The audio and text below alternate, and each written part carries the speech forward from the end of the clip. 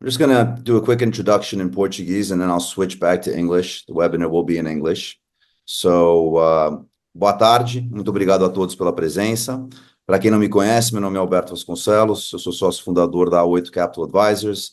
A A8 é uma Capital Advisory e Fund Placement Agent, cuja missão é se associar aos melhores gestores e projetos de alternativos no mundo e representá-los com excelência para a América Latina, com um foco inicial no Brasil.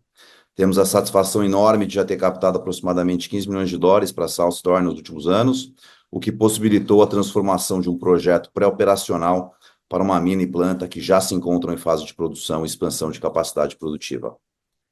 Back to English now, and I'd like to start by thanking everyone for their presence on this Friday afternoon. For those who don't know me, my name is Alberto Vasconcelos. I'm a founding partner of AA Capital Advisors.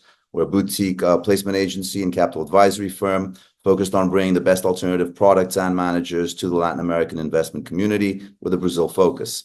We've raised close to 15 million for Southstar over the past couple of years and helped transition the company into an operating and producing mine. So why are we doing this webinar today? Well, we believe the webinar is significant because it comes at a pivotal moment of the strategic mineral cycle. Graphite, as you may know, is a critical component and enabler of electrification. And although we don't know who's going to win the electrification race, we know that whoever does will need graphite to do so. In 2010, the European Union listed graphite as a critical mineral resource. And in 2013, the US listed it as one of the most difficult in getting strategic minerals. With approximately 80% of the world's graphite coming from China, and the US and the EU's plans on strengthening their supply chain for this critical mineral, we believe Southstar's projects are in prime position to deliver outstanding results and performance. It's a real asset with low volatility and predictable cash flows over time. Today, we're fortunate to be joined by Andy Leyland, Managing Director of Supply Chain Insights, an independent advisory with a focus on commodity market dynamics. Andy has over 20 years experience in the metals, mining, and chemicals industry and holds a master's in politics, philosophy, and economics from the University of Oxford. Welcome, Andy, and thank you for being with us. Thank you, Alberto. So what I'm going to do is just go through 6 or 7 slides, just to give a little bit of industry background and market context as to where we are in the graphite market today, and what's happening in the anode supply chain, both inside of China and outside of China. So there's 4 sort of key points that I want to get across. The first one is that we had 3 or 4 years in this supply chain where every week was a new good news story, a new announcement, a new investment, etc. And then for the last sort of 6 to 8 months, it's been a very negative news cycle, a very negative press cycle. But behind that, what's important to note is the demand side story is still there. We're actually seeing very strong growth in these markets. And if we look at global EV sales year to date, so from January through to September, they're actually up by 22% year on year. Now, what that hides is that the vast majority of that growth is coming from China. So we have seen a slowdown in Europe, we have seen a slowdown in North America, and that's really sort of changed the news cycle. But ultimately, the trend is still there. And the reason that we're seeing this sort of, sort of negative sentiment can be explained by this slide. So this slide shows EV penetration globally. And what's important to note, we put this into 4 different phases for the market. And for the first phase, the first sort of few years up till it was sort of coming out of the pandemic, there was actually not enough EVs to meet demand. You had waiting lists and pre-order books and things like this, and there simply weren't enough EVs and there weren't enough batteries for the EVs that people wanted to produce anyway. What you're now having is the market moving from being limited by supply to being limited by demand. And that's sort of moving us into that red zone. And again, if you want to buy an EV now, you can go out and you can buy one and you take it home the next day. What we're starting to see, though, is then a sort of transition, and this will be very locally based, to this yellow zone. And the yellow zone is where buying an EV versus buying an internal combustion vehicle becomes a bit of a no-brainer, where EVs start to outcompete internal combustion on pretty much every metric, whether that be speed, whether it be sticker price, total cost of ownership, convenience of ownership, etc. Now, that's already happening in China. And that's why Chinese growth is so high. And in fact, 1 in 2 vehicles sold in China, the biggest automotive market in the world, is either a fully electric vehicle or a plug-in hybrid or extended range hybrid. So, and what we're seeing there is the Chinese models are slightly more advanced than models being built by legacy automotive. So I think, what you'll start to see in certain parts of Europe, potentially North America in a few years' time, as more models come out and the technology improves and the costs come down, is that it will actually have to be an active choice to buy an internal combustion vehicle rather than a plug-in hybrid or full battery electric vehicle. Now, you then have the sort of back end of that, which is where we have the political targets to end internal combustion vehicle sales. They typically happening around 2035. And most of the automotive producers, are still going for that target to fully phase out pure internal combustion and have the vast majority of their sales as fully electric vehicles. So the first point, the demand story is still strong despite the negative press that we see. The next point is, unsurprisingly, on China. China sort of had this huge race to scale the supply chain, and it has absolutely destroyed the rest of the market.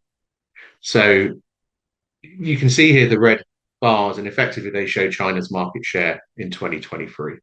So for the anode side, you're close to 90% of that production coming from China. Huge amounts of processed graphite also being done in China, even if the mining is happening in Africa or elsewhere. And that's politically unacceptable for most governments who aren't China, certainly in Europe and certainly in North America. The problem is, because China's grown the supply so quickly, they push most of these markets into oversupply. And that has reduced margins. And in an industry with very low margins, it's very difficult to get the investment that you need outside of China. So at the moment, we're in this sort of temporary holding pattern where not enough investment is happening in the industry outside of China because China has overinvested and pushed the whole market into oversupply. And that's happening in the commodity markets, whether it be lithium, graphite, nickel, cobalt, high purity manganese, but also in the processing. So China has plenty of anode capacity, plenty of cathode capacity, plenty of cell production capacity as well. Now, the issue here is if we look at where batteries are produced, that's effectively what equates to your demand for anode materials, of which graphite is the key one. And you can see at the moment, 80% of that, where the cells are produced and where the anode is therefore demanded, is happening either in China, South Korea, or Japan. But when we look at the announcements made with all of the battery plants, which are typically produced close to where the vehicles are produced, we can see Europe and North America growing to 44% market share by the end of the decade. Those are investments that have been announced that are in construction at the moment. What hasn't happened is the next stage down the supply chain, particularly on the anode side, it hasn't kept pace. So effectively, we're seeing these deficits in the supply chain. Like, yes, we'll be able to produce the batteries for our vehicles, but we won't have the materials to produce the batteries. And that's sort of a pretty major problem when it comes to these supply chains. And indeed, when we look at the anode supply chain here, this is a map showing effectively all of the ecosystem for the anode, whether it be graphite mining, whether it be graphite processing or synthetic graphite processing, or indeed anode active material production. The yellow dots are effectively projects which are not yet financed, and the blue ones are in operation.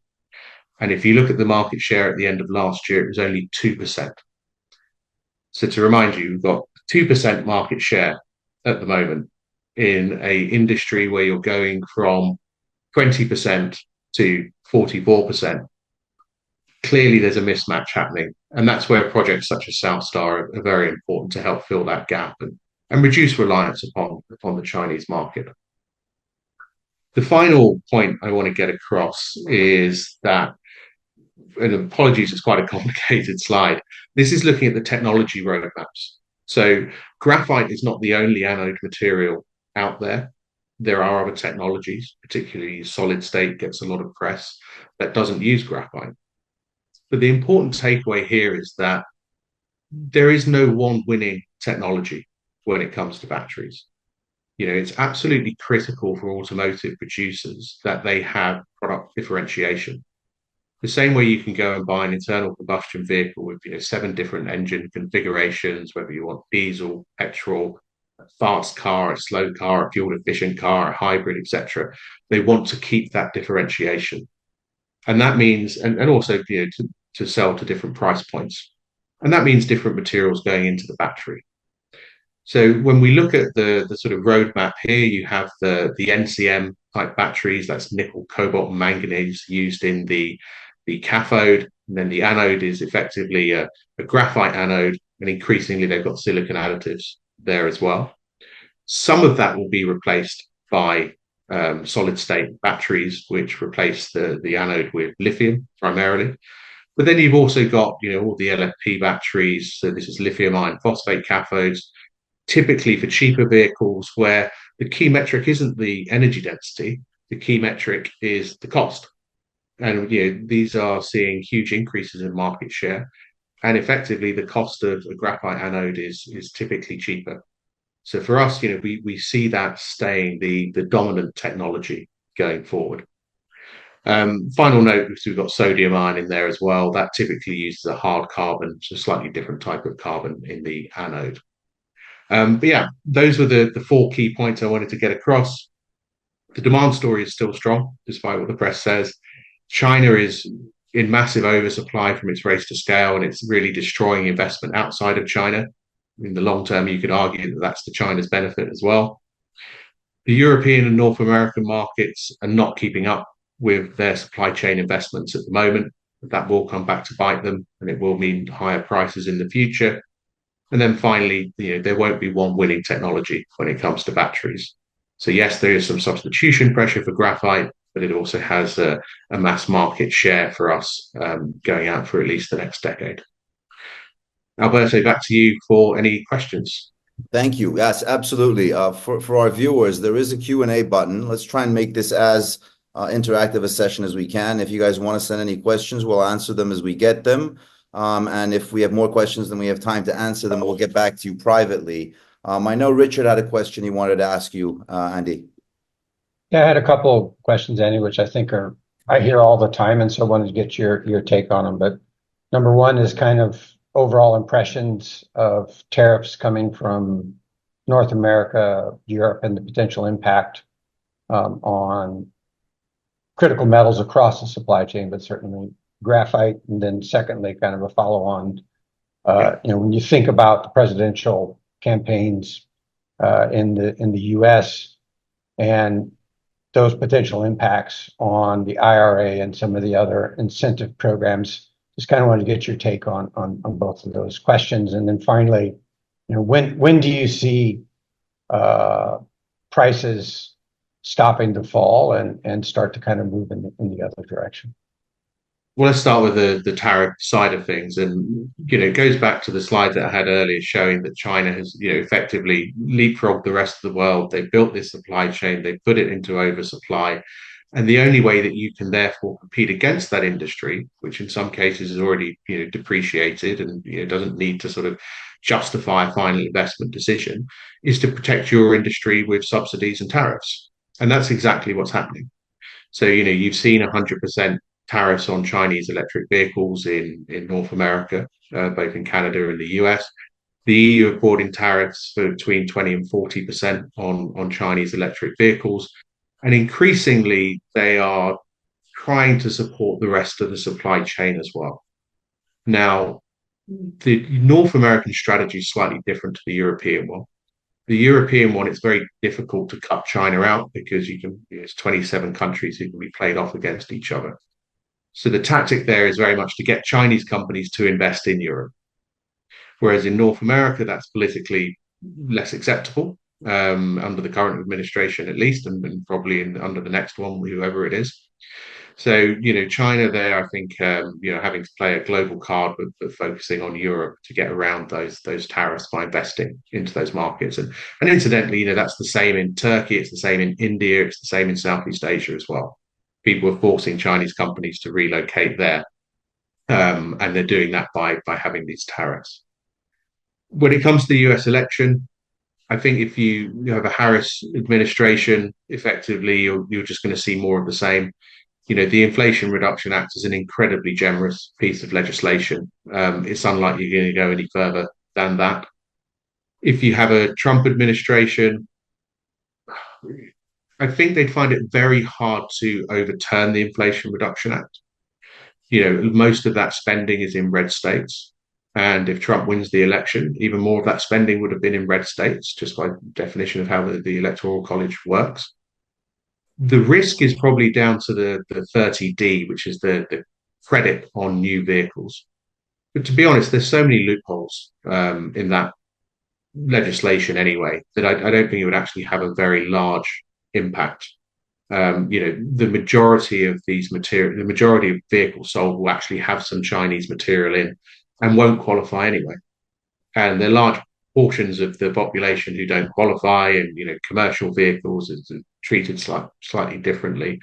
So I don't actually think there'll be a huge difference either way when it comes to EV supply chains. And the US doesn't really have any strong targets anyway. The EPA already watered down the targets for electrification and emissions in the US. So less of an issue than people make it. Finally, on prices, I mean, in my view, we're pretty much at the nadir for pricing, and that's across the supply chain, because, as I said, the demand story is still very strong, and pricing in raw materials, pricing in processed goods, pricing in components is not high enough at the moment for somebody to want to build anything. And if you're not doing that, if you're not having a supply response to increasing demand, eventually prices will have to rise. And as I said, I think in the natural graphite market, in the cobalt market, in the nickel market, in the lithium market, all of these components for batteries will have to see an uptick if we're going to meet the supply forecasts that we need from the demand projections. Great. Thanks a lot. Andy, we know you have to jump off soon, so we'll just thank you again, and then we'll move on to the second part of we've got a couple of questions here for you, but I'll reach out to you afterwards and answer these gentlemen with their questions. Thank you again for being with us, and now we'll go on to the second stage of the webinar. So the second stage is Richard Pierce, who shouldn't need any introduction. He's the CEO of Southstar. He's been doing this for 25 years. He's worked all around Latin America. He's going to give us a quick synthesis of Southstar for any newcomers not familiar with the company, and then take us through BamaStar's preliminary economic assessment, which was released 4 days ago, as well as through some of its highlights. BamaStar is Southstar's Alabama mine, for those of you who don't know. Well, we'll also talk a little bit about Santa Cruz, which 10 days ago announced the completion of commissioning and commercial production ramp-up. So that's very exciting. Richard, over to you. Thanks, Alberto. I want to thank everybody for taking the time today. The idea behind this webinar is to kind of walk through the highlights from the BamaStar 43101. That's a picture from our basically end of commissioning and start of commercial production. So again, Santa Cruz is our unfair advantage. Really, it's the first new graphite that's come online since 1996 in the known proven graphite district. So STS is really one of the first movers in safe source graphite in the Americas. We've got a diversified portfolio of assets in tier 1 jurisdictions. Our flagship project in Santa Cruz in Brazil, as I mentioned, just starting production, and BamaStar in the great state of Alabama, looking to bring that online by 2027. And we've got very complementary mines in Alabama and Brazil in terms of the flake size distribution. The material can be used across a variety of sectors and in a variety of different industries. Santa Cruz is in production. We're fully licensed and permitted to go all the way to 50,000 tons per annum. The way we approach construction is really kind of a modular phased approach. We think it's a smart way to allocate capital. It allows us to simplify our supply chain, allows us to kind of have smaller starting CapEx, and crawl before you walk and walk before you run. We've got an integrated go-to-market commercial plan that starts with the upstream production of graphite concentrates. It'll go through the midstream products that include purified micronized, intercalated, expanded, expandable graphites, all the way down to coated, purified, spheronized graphite. We've got a permitting strategy which has proven very positive. Santa Cruz is up and running, ready to go expand. We think we've got a unique opportunity in the U.S. We're on private property with private mining claims. The area itself is not, it's been totally impacted by man. So again, based on our initial consultations, we think we can bring this up and running in 2 years for the mine and the concentrator. The value add plant itself is planned to be in an existing industrial park near the port of Mobile, the way it's positioned right now. So again, there's existing infrastructure, existing logistics, all that can be permitted fairly quickly. Got a management team of proven builders and operators that are very capable of funding this. Our board's raised in excess of $1 billion. In the last 3 years, we've raised over $50 million for Santa Cruz itself and corporate G&A studies, et cetera. So again, very capable financiers.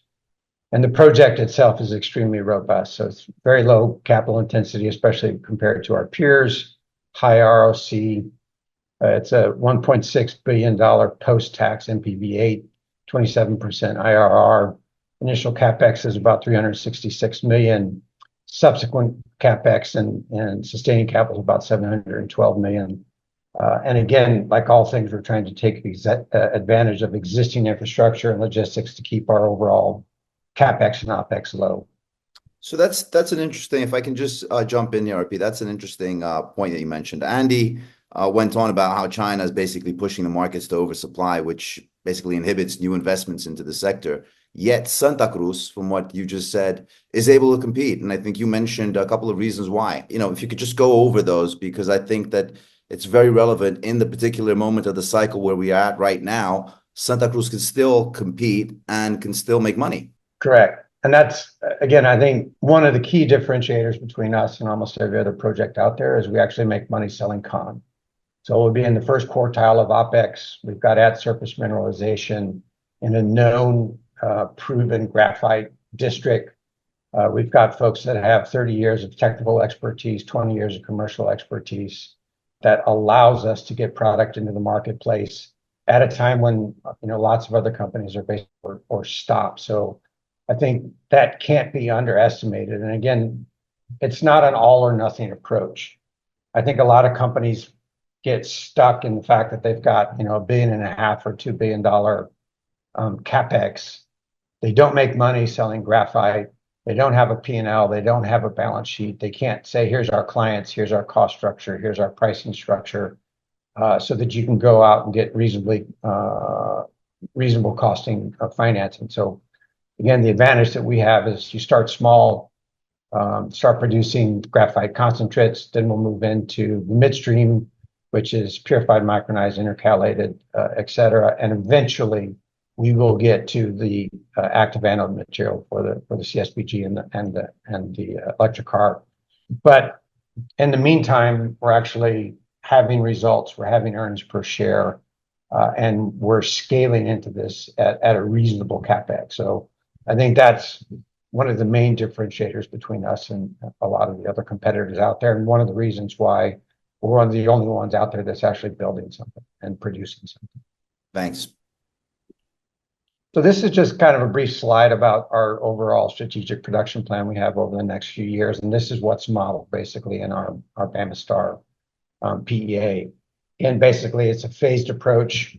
Phase 1 at the mine and concentrator would be 25,000 tons. Phase 2 would be basically a copy paste of that phase 1 concentrator plant. Again, the value add plant would basically be phase 1, about a 20,000 ton per annum throughput. And every subsequent phase, again, is just a copy paste. So these would be basically parallel production lines. And we can feed from Santa Cruz or from BamaStar.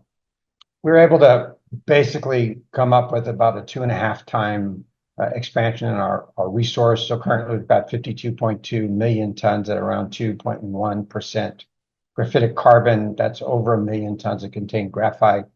We have a 19-year mine life. Again, it's strikingly similar in terms of the geology and the mineralization to Santa Cruz. The only real difference is around the weathering profile. So again, in Santa Cruz, we've got 100-meter holes in oxide ore. Here, we typically have about 30, maybe 40 meters of oxide ore, a transition zone into the hard rock. One of the surprising things that we found was a deeper zone that we hadn't previously known. So we're open at depth as well as along strike. We've got 6 years mine life in oxide, and we have exceptional recoveries and concentrate rates on the oxide ore itself. So again, some low-hanging fruit there that we can take advantage of, minimize our initial CapEx, and get up and running fairly quickly. Yeah, RP, just quick question. Would I be fair in saying that these inferred resources, when you're combining both Alabama and Santa Cruz, are probably on the low end of what the reality actually is in terms of, I know Santa Cruz, when we took a few investors there with yourself, you just told us that around the farm next door, there was just graphite sprouting from the ground up. So would it be fair to assume that inferred number is probably on the low end of what the actual number might actually be? Correct. We expect that, basically, if you look at Santa Cruz, we have 1,000 hectares. We're playing on about 2% of our overall footprint. We've got targets on every claim that we're looking at. We've got a lot of the areas already has the mining concession on it. So again, lots of upside there. When you look at us, again, our strike is kind of along here. And basically what you see is we're open at depth and open in both directions along strike. So lots of upsize potential here. But again, you have to be conscious about how you spend capital. It doesn't make a lot of sense to go spend millions and millions of dollars to get to a 40-year mine life when everything after 20 years really doesn't add much to your NPV. So we're just always trying to be conscious about getting to a point where we'll have resource and reserves for about a 25-year mine life, and then really focused on expanding production and cash flows. But the project itself, again, is located in Coosa County here in the middle of the state. The value add plant would be located down here at the port of Mobile. Again, Alabama's been a fantastic jurisdiction for us. The proposed value add plant site is just outside the port of Mobile. It's cleared, flat, graded, zone heavy industrial 1 or 2. It's basically you can almost throw a rock into the intermodal logistics center there. So we've got port, we've got rail, we've got roads. All the utilities are available, water, wastewater, fire, et cetera. So exceptional opportunities, large labor pool to draw upon, and we're smack dab in one of the most important defense and EV centers in the entire United States. So again, I think we're ideally located where we're at. We can receive concentrate either from BamaStar as well as from Santa Cruz. And again, what we've come up with is basically a go-to-market integrated commercial strategy, starting with the upstream products of concentrate, the midstream products of purified, micronized, intercalated, expandable, expanded, and eventually working our way down to CSBG, which would go into the EVs. And again, it's important to note that both projects are complementary. So at Santa Cruz, we've got 65% plus 80 mesh, or the coarser grain fraction, and the mirror of that then is about 60%, 65% in BamaStar is fine. So when we look out across the range of products that we can produce, our two assets together are very complementary. And again, I think unique to our situation is we're fully licensed and permitted in Santa Cruz all the way up to 50,000 tons. And based on our initial consultations with the state of Alabama and the other regulatory agencies, we think we can get BamaStar permitted in about 2 years. Again, we're on private property, private mining claims. We're looking at this in terms of trying to minimize our overall footprint. The mine and concentrator really are located in areas that are covered with pine for paper and pulp industry. Periodically, they get clear cut. So again, it's been fully impacted by human activities. We've already done a lot of work as it relates to acid rock drainage and metals leaching, all of which can be handled easily with materials handling mitigation procedures. We're using dry stack tails where we'll take advantage of 80% of our processed water and then dry stack the tails in with the waste rock. And again, the value add plant is planned for an existing industrial park with existing infrastructure. So all of this, I think, leads us to have very strong conviction that we can get this permitted in a timely fashion so that we can get this up and running by 2027. This kind of walks through the CapEx, OpEx, and our production ramp up. And really, up here, we basically how the upstream products, the concentrate ramps up to 100,000 tons over time, as well as the value add production up to 60,000 tons over time. Down here is our revenue ramp up, gross revenues, EBITDA revenues, and then ultimately after cash free cash flow. And when you look at our overall capital intensity, again, our initial CapEx for BamaStar is about $370 million between the mine and the value add plant. Every one of the value add plants, again, copy paste, so it's able to get up and running fairly quickly. And again, when you look at $1 billion CapEx over 7 or 8 years compared to lots of projects out there, it's very low capital intensity with an extremely high return on that invested capital, which is really what we're focused on. And as kind of a side note here, what we see in the CapEx associated with the value add plant is really the vast majority of the CapEx is on the spheronization and the coating plant, which is something that takes 3 to 4 years to actually get qualified. So you have a client like a Ford, a Tesla, or others. And so again, what we see really is an opportunity to set up 10,000 tons or thereabouts of midstream production, purified, micronized, intercalated, expandable, expanded for a very small CapEx. And we can feed that immediately with material from Santa Cruz. So again, our overall approach is be profitable, start small, crawl before you walk and walk before you run. And we can do that with probably a $20 million investment in the midstream plant. And at that point, we're basically spitting off $20 million of free cash flow after cash. So again, I think we see opportunities to differentiate ourselves from a lot of these projects where they don't make money selling con. They can't get into that midstream supply chain because it's uneconomic for them. And the CapEx is either an all or nothing scenario. So again, we see it as a real opportunity for Southstar and the assets that we have in-house basically ready to go. When we're talking about the CapEx for the value-added plant, Southstar has had a DoD investment. So would it be fair to say that part of that CapEx might be awarded as grants from future entities or other people looking to build out the security in their supply chain? Very, very much. Again, I think we see this as a collaboration and a partnership across jurisdictions. And again, the goal here is to have a more diverse, strong supply chain in the West.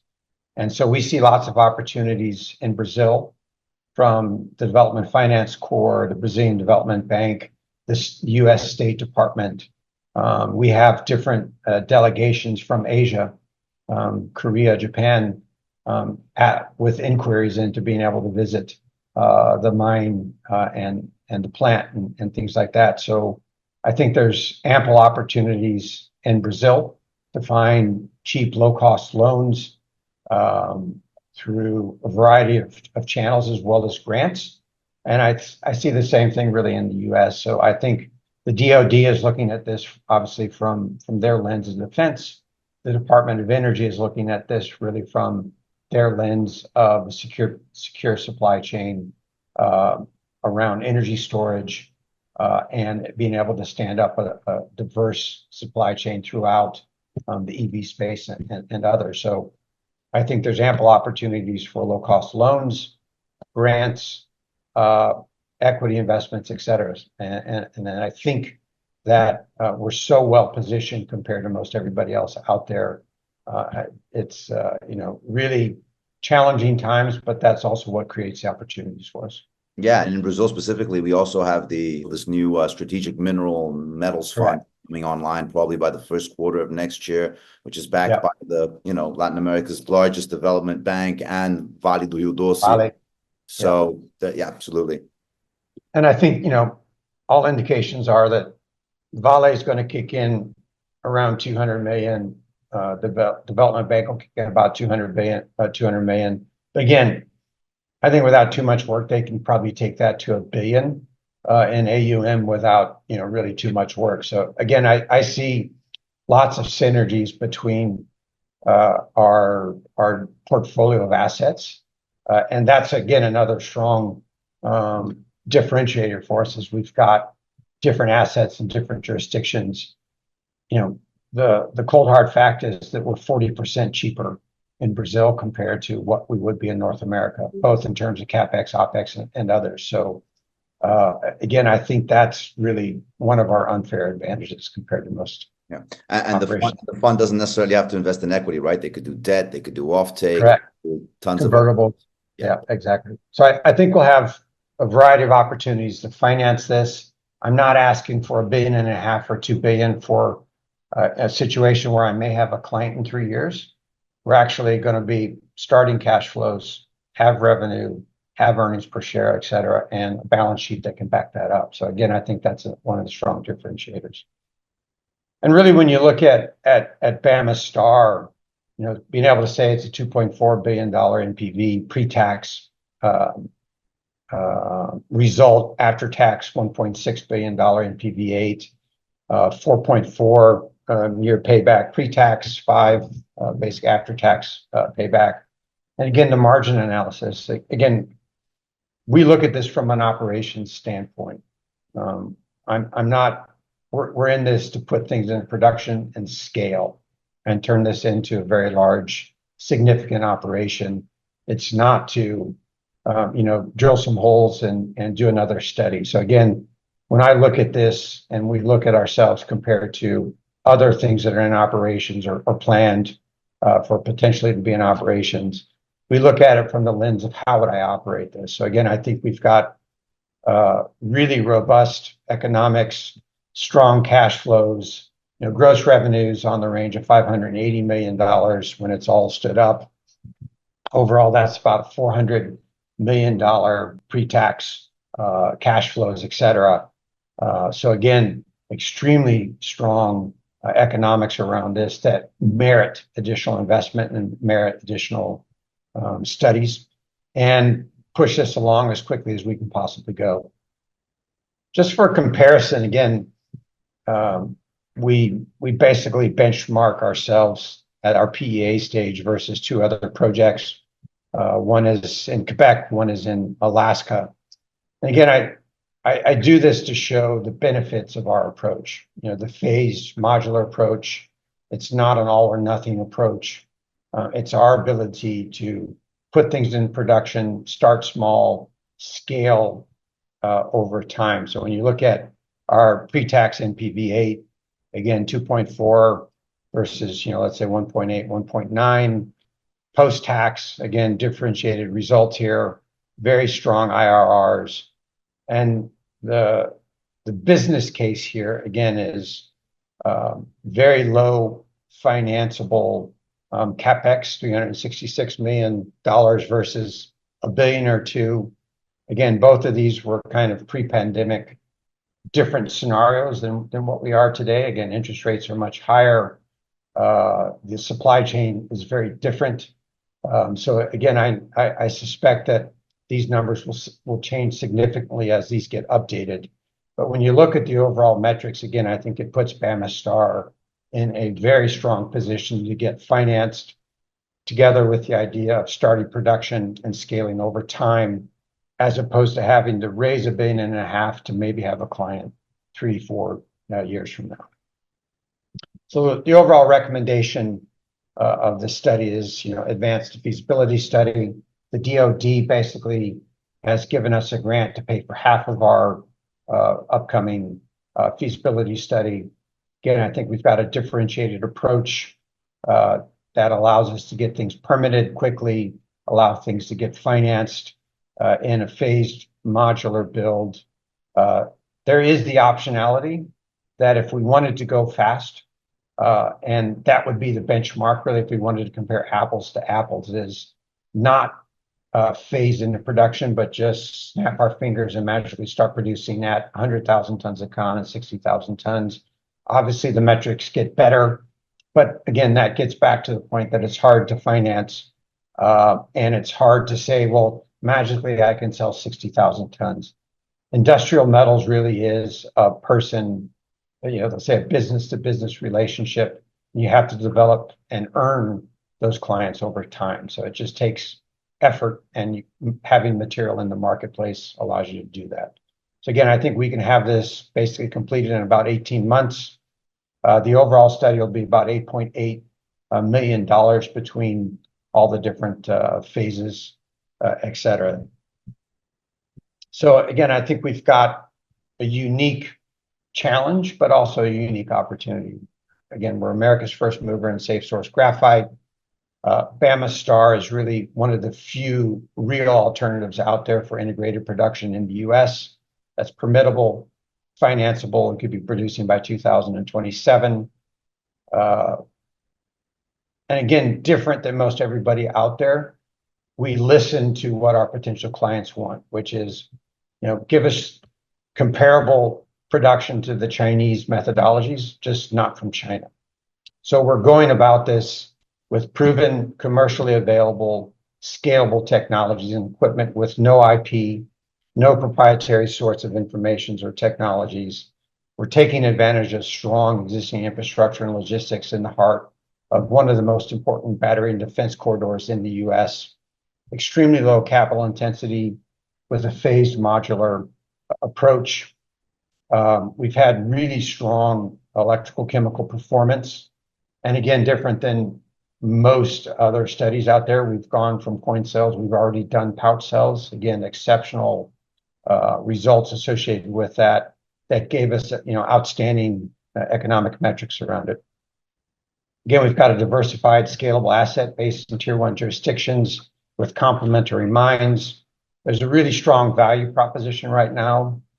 So if I did nothing else, I didn't spend another dime, I just operated phase 1, we're trading at a 65% discount to our NPV8 of just Santa Cruz phase 1, which is about a $40 million NPV8 right now. We're trading at a 1.6% of the after-tax NPV8 for BamaStar. So again, strong value opportunity for investors in one of the only real opportunities out there in the graphite space. We've got an execution-driven management team, and time is of the essence. So again, I think being able to deliver production, being able to get material into the marketplace, have sales and scale that over time is essential for industrial metals and certainly graphite. Our value proposition aligns well with federal, state, and other priorities and initiatives, both in Brazil as well as in the US. And again, we're pursuing a integrated funding strategy to make that happen quickly. And with that, that's basically the overview. So again, I want to thank everybody for their time and continued support. Again, I recognize most of the names on our list, and just want to personally thank everybody for past support and continued support moving forward. Great, thank you very much, RP. There's a Q&A button at the bottom that you might want to check on. We've got a couple of questions that have come in, but I wanted to start this Q&A. We're right on time. You might have mentioned it, but a few people have also asked, what are SouthStar's capital requirements for the next 18 to 24 months? Start with that one, please. Sure. So, in the grand scheme of things, over the next 18, 24 months, we have the feasibility study at about $9 million US. We have a feasibility study in Brazil. Our PFS previously was Santa Cruz phase 1, phase 2. So again, what we want to do is go out, expand our resource and reserve base, basically double that. That'll be about 5 million, 6 million US. So between studies, drilling, corporate G&A, et cetera, what we're looking for is kind of 15 million over the next 18 months in terms of capital requirements. Again, we'll have part of that funding provided by the grant from the US DoD. How that works is basically we front the cash, and on a quarterly basis, they reimburse us for those expenses that are associated with the feasibility study as presented in our initial budget. So again, I think we'll have interesting opportunities to finance a lot of this. And again, most everybody who knows me understands that we're really trying to be focused on non-dilutive financing and approaching this from a very disciplined sort of capital allocation and requirement. So that's kind of a general ballpark view. And again, we're lucky enough to have Alberto and Sprott and others that have been very really essential to us in being able to meet our capital requirements in a very non-dilutive way over the previous 3 years. Fantastic. One more now, this one from one of our attendees. What are you seeing in the year ahead for Santa Cruz in Brazil? Yeah, so again, unique challenges and unique opportunities. Everybody underestimates is how hard it is to stand something up and how hard it is to elbow your way into the marketplace. So again, starting small, being able to place 10, 12,000 tons versus 200,000 tons is a huge advantage to us. Brazil has a unique opportunity in that it consumes about 80,000 tons of graphite per annum, graphite concentrate. So again, we're in the right place at the right time. So in terms of catalyst, we'll have, really focused efforts on getting the qualification. We've already sold a couple hundred tons for different industrial applications, refractories, high-strength steels, lubricants, friction products, et cetera. Give me 20 tons, give me 100 tons. We'll run it on the back of those industrial scale samples and test. We're ready to place a purchase order. So our goal is to really by December or January have, let's say, 7,500, maybe 8,000 tons of the 2025 production sold. We'll leave a third, more or less, of our production float to spot so that we can try to maximize our overall portfolio of products and pricing and have an opportunity to earn our clients and our customers' business. So that's kind of what we see there. Again, we'll be drilling. We should have results.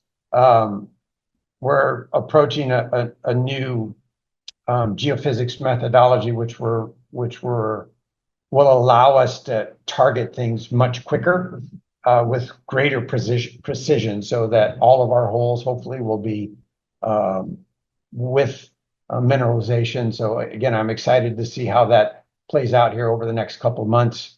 We've got a great team on the ground. They have been really busting it over the last 18 months.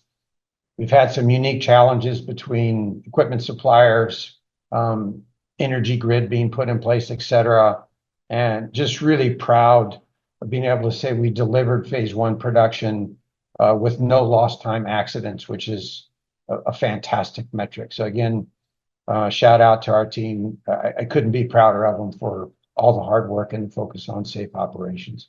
And of course, the person at the helm is also very important. So give yourself a tap on the back as well. I think the project's going really well. I know that everyone that has been there to visit it has been very enamored by it, and I'm sure you join me in welcoming anyone else who wants to go and see the installations firsthand, see the mills. I'd never seen something like that, and it's really, really impressive. As I said right at the beginning of the webinar, real asset. You can actually touch it, feel it, and with good predictable cash flows in the hopefully very near future. So I think leave it at that for now. And this webinar has been recorded and it will be uploaded to Southstar's website and maybe some other mediums in the very short term. Richard, thank you again for the opportunity, and thank you to all our listeners and viewers. Thank you all, and we'll definitely answer all the questions and be able to send those out across a variety of mediums here. So once again, thanks everybody for their time and participation and continued support, and really excited about what 2025 has for us in store and beyond. So thanks again. Take care. Bye-bye.